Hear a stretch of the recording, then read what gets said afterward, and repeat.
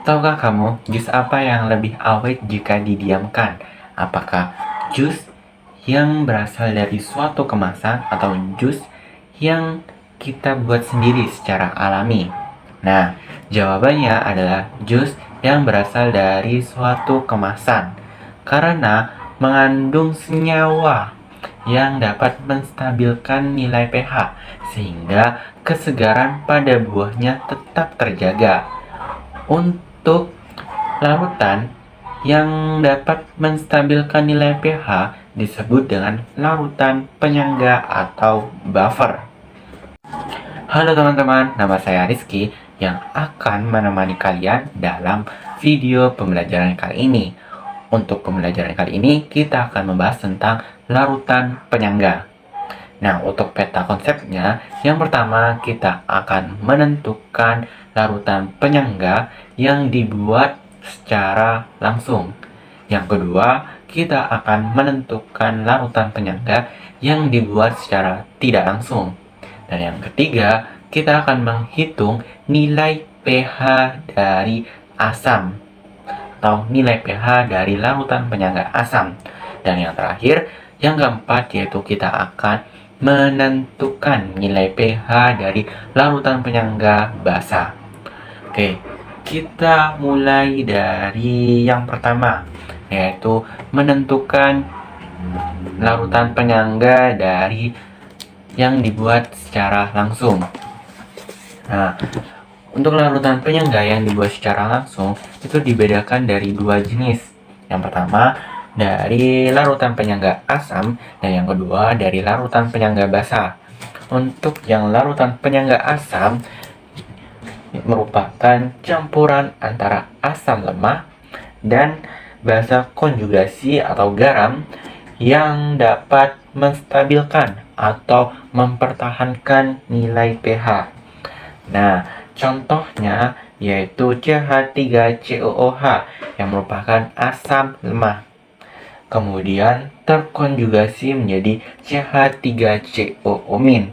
Dan selanjutnya akan membentuk garam, yaitu salah satunya adalah CH3COONA.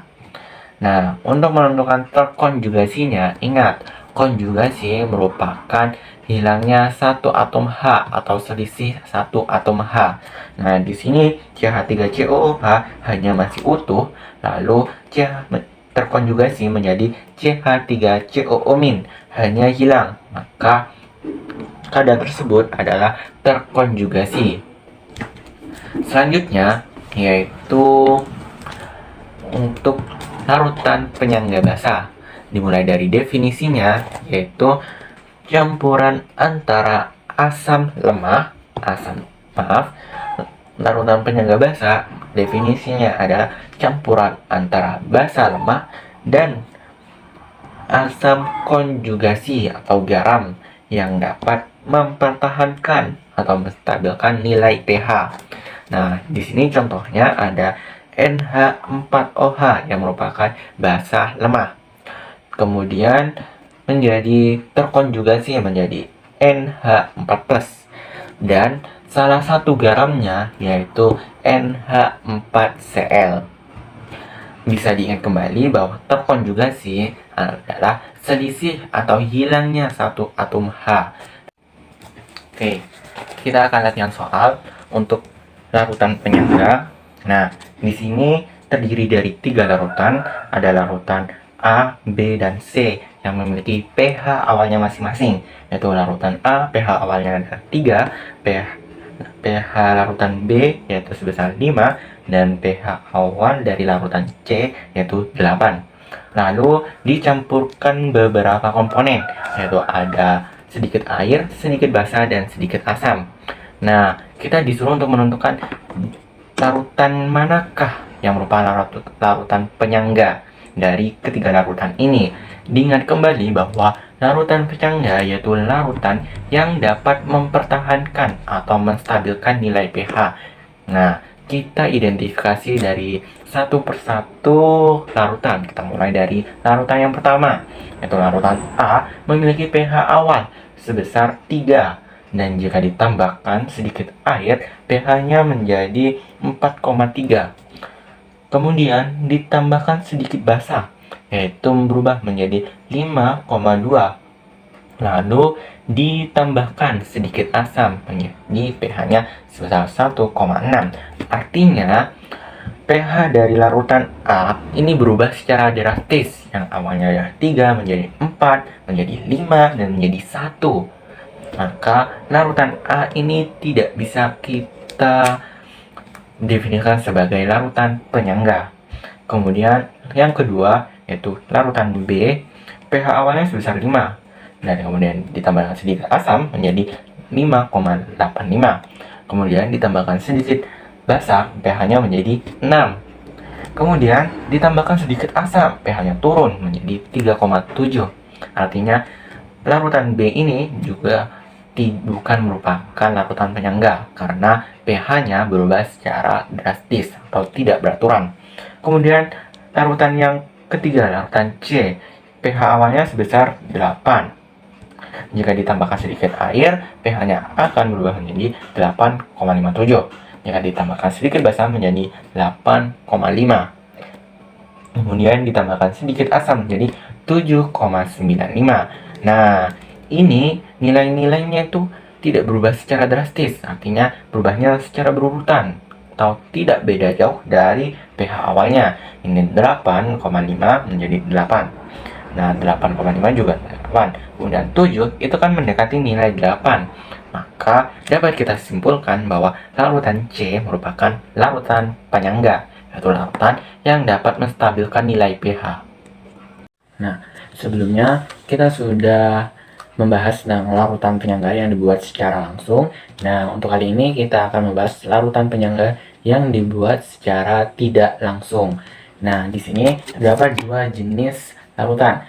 Larutan yang pertama terdiri dari asam lemah plus basa kuat, dan larutan yang kedua jenis yang kedua terdiri dari basa lemah dan asam kuat.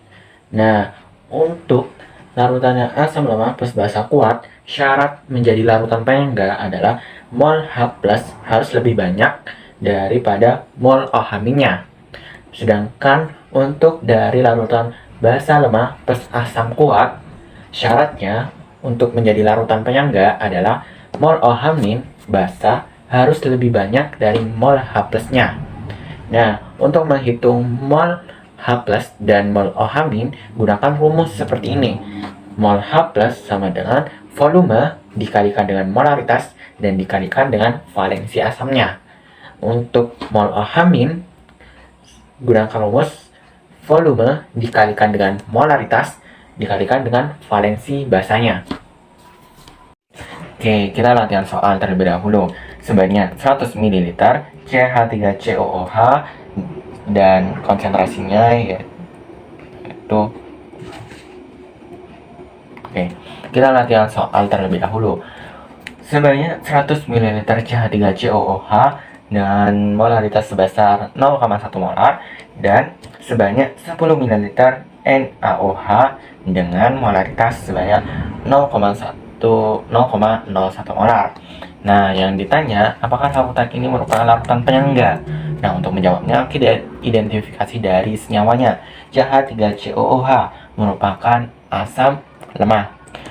NaOH merupakan basa kuat. Nah, kemungkinan ini merupakan larutan penyangga yang dibuat secara tidak langsung karena merupakan gabungan dari asam lemah plus basa kuat. Selanjutnya, kita tentukan nilai molnya. Syaratnya, mol dari asam lemah harus lebih banyak dari basa kuatnya. Nah, kita hitung dari mol asam lemah dari CH3COOH. Gunakan rumus yang tadi, yaitu volume dikalikan dengan molaritas dikalikan dengan valensi asamnya. Nah, volumenya di sini adalah 100 ml dikali dengan molaritasnya sebesar 0,1 molar. 0,1 molar. Lalu dikalikan dengan valensi asamnya. Nah, valensi asamnya di sini hanya ada 1, maka valensi asamnya adalah 1. Nah, kita hitung, ini bisa kita coret. Nah, mol CH3COOH sebesar 10 milimol. Nah, kita udah dapat mol dari CH3COOH-nya. Selanjutnya kita hitung mol dari NaOH-nya. Sama seperti tadi, gunakan rumus volume dikalikan dengan molaritas dikalikan dengan valensi basanya. Nah, untuk volumenya sebesar 10 milimol, sebesar 10 mililiter dikalikan dengan molaritasnya sebesar 0. Nah, ini agak tipu sebenarnya.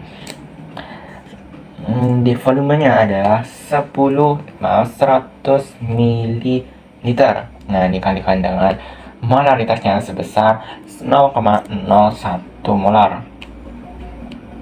Lalu valensi basanya yaitu sebesar 1. Nah, di sini OH-nya 1 ya. Maka bisa kita hitung. Ini ada 0,2 berarti coret, maka hasilnya adalah 1 milimol. Nah, terbukti bahwa larutan ini merupakan larutan penyangga karena mol dari asam lemahnya atau mol H+ lebih besar dari mol dari basa kuatnya, yaitu mol OH-. Mol asamnya sebesar 10 milimol dan mol dari NaOH sebesar 1 milimol. Maka dapat disimpulkan bahwa larutan ini merupakan larutan penyangga. Oke, kita sudah membahas dua judul ini, yaitu yang pertama tentang menentukan larutan penyangga yang dibuat secara langsung, dan yang kedua kita sudah menentukan larutan penyangga yang dibuat secara tidak langsung. Nah, selanjutnya kali ini kita akan membahas untuk menentukan nilai pH dari asam. Nah, di sini ada step-stepnya untuk menentukan nilai pH. Yang pertama, kita menentukan konsentrasi dari H+. Nah, untuk konsentrasi H+, menggunakan rumus Ka dikalikan dengan mol asam lemah dibagi dengan mol basa konjugasi. Atau bisa juga dengan konsentrasi H+ sama dengan Ka dikalikan dengan mol asam lemah per mol garam dikalikan dengan valensi. Nah, untuk rumus yang 1 dan 2 ini tidak jauh berbeda untuk menentukan nilai konsentrasi H+-nya. Nah, setelah kita menentukan nilai konsentrasi H+-nya, kita hitung pH dengan persamaan min log konsentrasi H+. Biar lebih paham, kita akan latihan soalnya. Nah, di sini ada soal pH campuran sebanyak 100 ml HCN 0,1 molar dan diketahui Ka-nya sebesar 10⁻⁶ dengan 50 ml NaCN sebanyak 0,1 molar adalah kita hitung pH-nya. Nah, sebelum itu kita gunakan rumus yang tadi, yaitu mol Ka konsentrasi H+ sama dengan Ka dikalikan dengan mol asam lemah per mol garam dikalikan dengan valensi. Kita menggunakan rumus yang itu. Maka konsentrasi H+ sama dengan Ka-nya sudah diketahui sebesar 10⁻⁶. Nah, lalu mol dari asam lemah. Asam lemahnya di sini ada HCN. Nah, untuk mencari mol sama seperti tadi, yaitu volume dikalikan dengan molaritasnya dan dikalikan valensi. Nah, di sini ada volumenya 100 ml dikalikan dengan molaritasnya sebesar 0,1 molar dan valensinya adalah 1. Maka bisa didapatkan hasilnya yaitu 10. Lalu dibagi dengan mol garam dikalikan dengan valensi. Mol garamnya ada NaCN. Nah, sebanyak volumenya sebesar 50 ml, lalu ada molaritasnya 0,1 molar.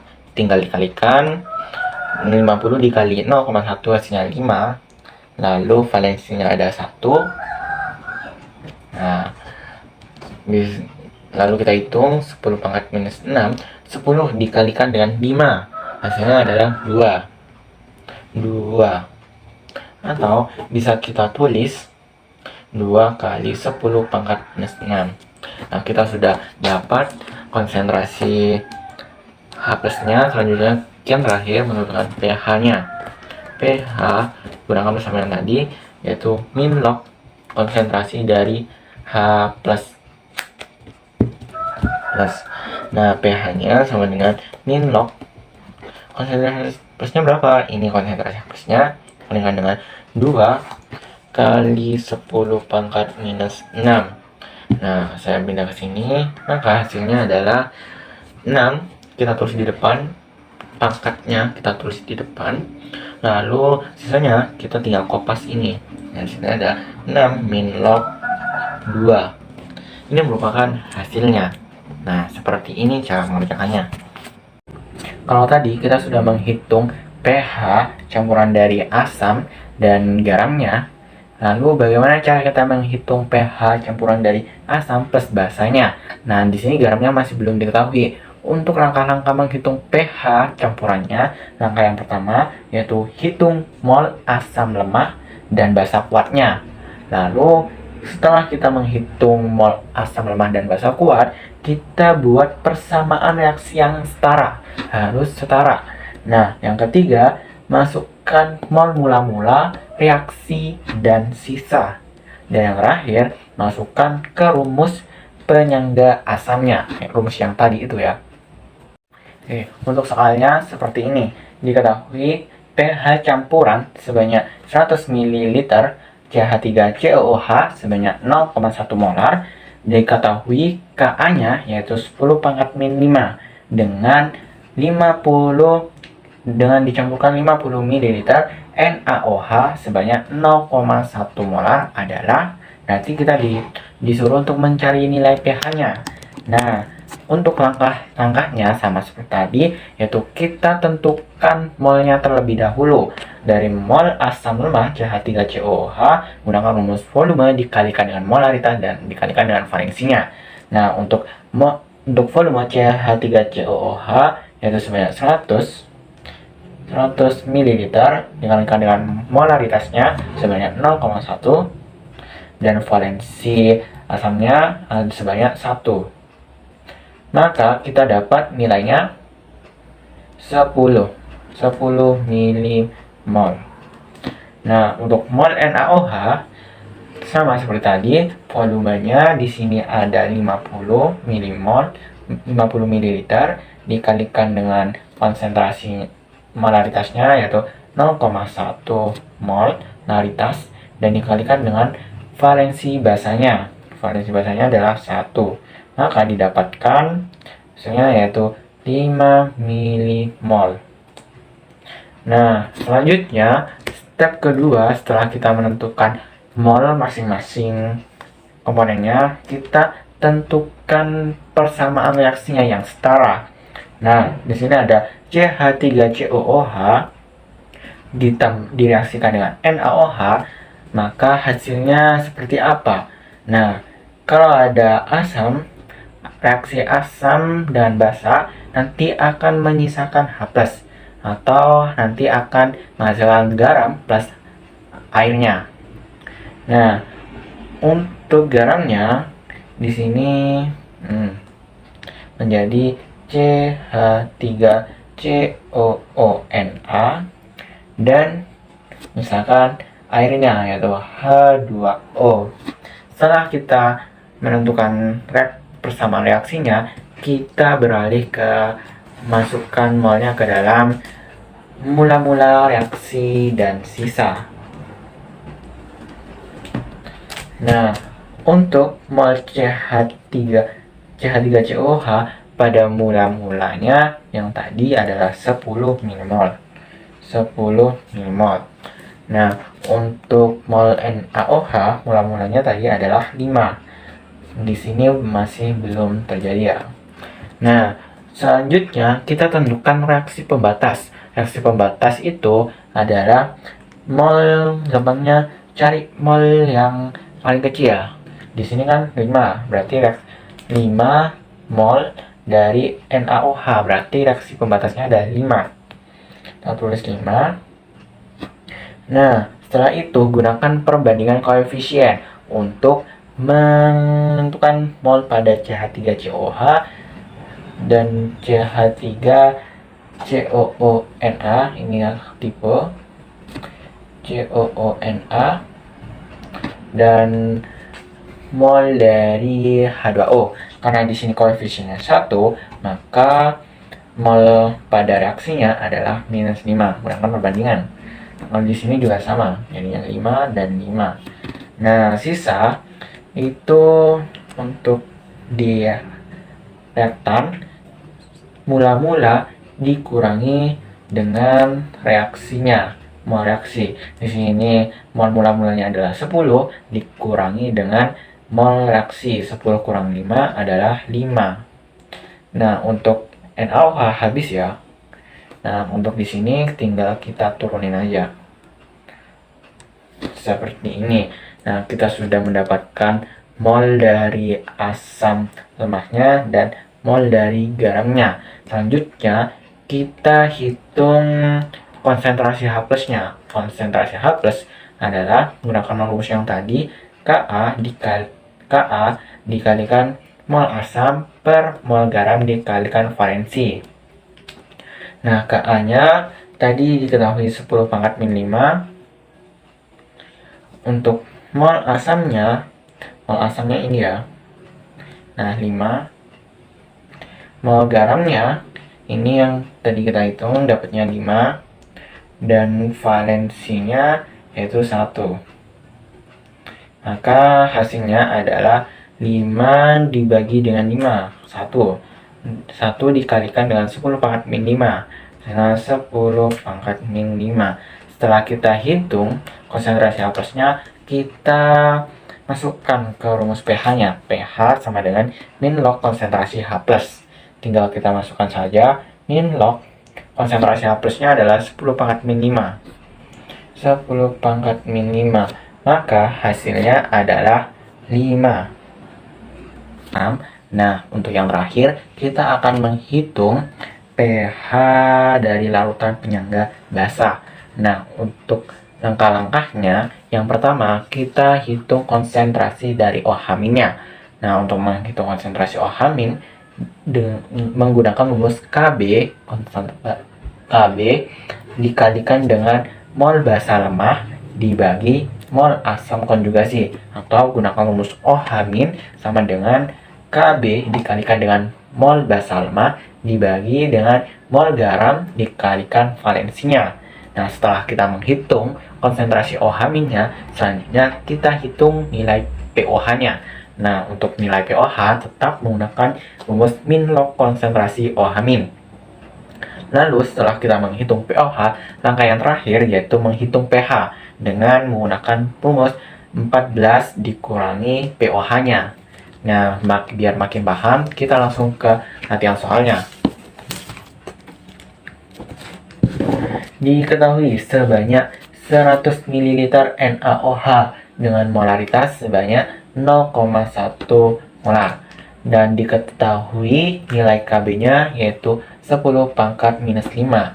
Dan dicampur dengan 100 ml NH4Cl sebanyak 0,1 molaritas. Lalu, berapakah nilai pH-nya? Langkah yang pertama yaitu kita hitung konsentrasi dari OH-nya.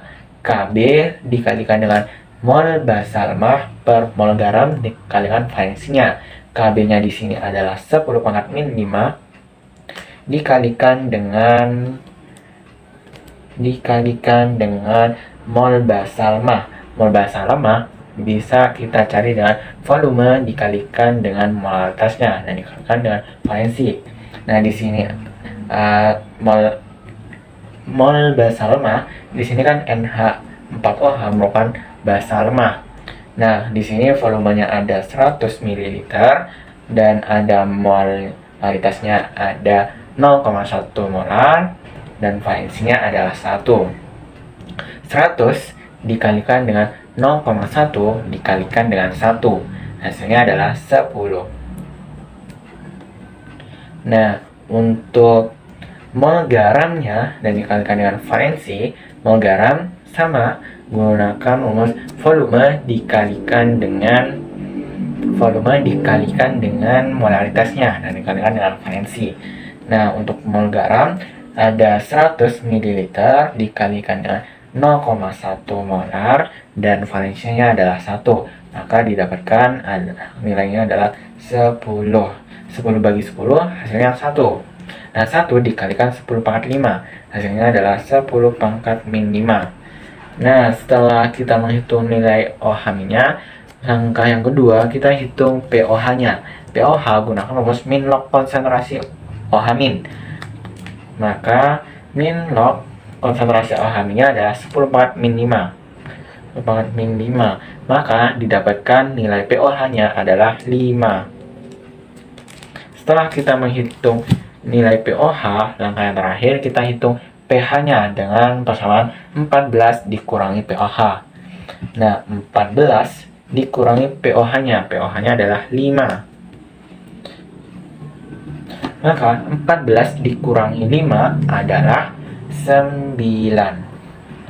Nah, maka jawabannya pH campuran dari soal ini adalah sebanyak 9. Kalau tadi di soal sudah diketahui yang direaksikan yaitu basa lemah dan garamnya, lalu bagaimana jika di soal cuma diketahui basa lemah plus asam kuatnya? Nah, untuk langkah-langkah pengerjaannya sama seperti yang sebelumnya. Langkah yang pertama yaitu hitung mol basa lemah dan asam kuatnya. Setelah itu buat persamaan reaksi yang setara. Setelah buat persamaan, masukkan mol mula-mula reaksi dan sisanya. Yang terakhir yaitu masukkan ke rumus penyangga basa.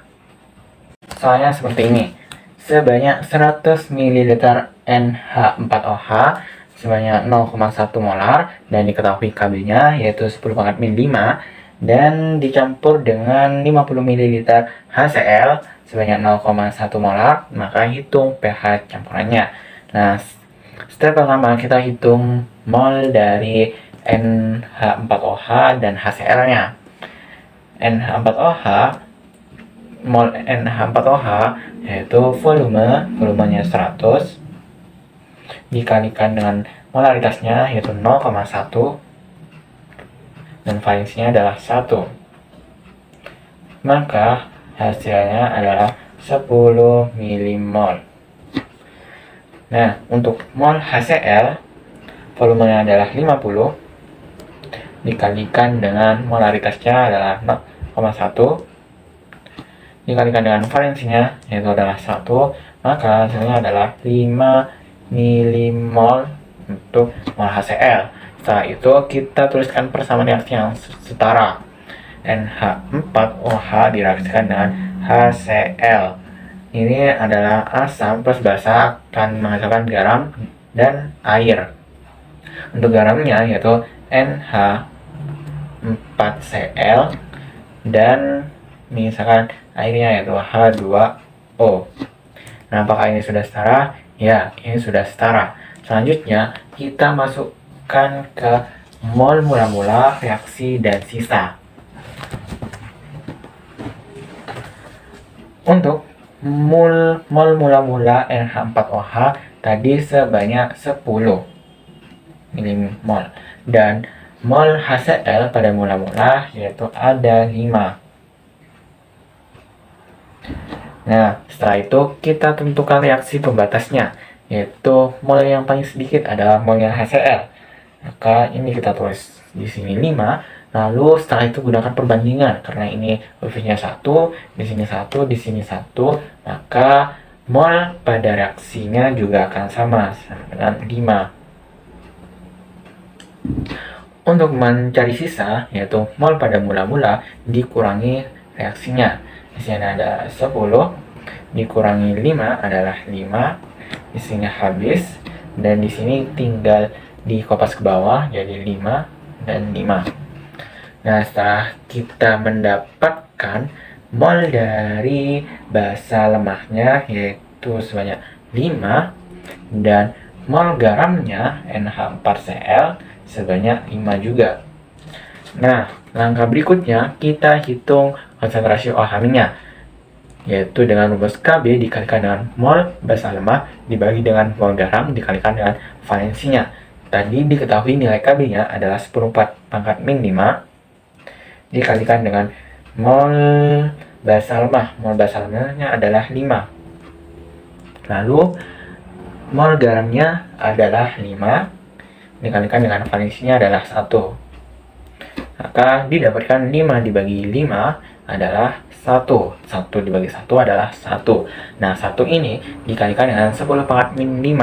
Maka hasilnya adalah 10⁻⁵ untuk konsentrasi OH-nya.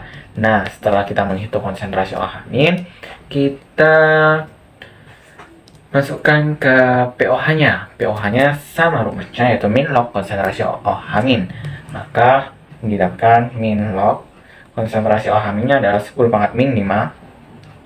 Maka didapatkan nilai pOH-nya adalah 5. Nah, setelah kita mendapatkan nilai pOH, langkah berikutnya adalah langkah yang terakhir, yaitu kita menghitung pH-nya. pH gunakan persamaan 14 dikurangi pOH. 14, pOH-nya adalah 5, dikurangi dengan 5. 14 dikurangi 5 adalah 9. Maka pH-nya adalah 9. Demikian akhir dari video ini yang membahas tentang materi larutan penyangga, dimulai dari larutan penyangga yang dibuat secara langsung, kemudian larutan penyangga yang dibuat secara tidak langsung, dan kemudian menghitung pH dari larutan penyangga asam, dan yang terakhir menghitung pH dari larutan penyangga basa. Demikian akhir dari video ini. Tetap semangat dan sampai jumpa di pertemuan berikutnya.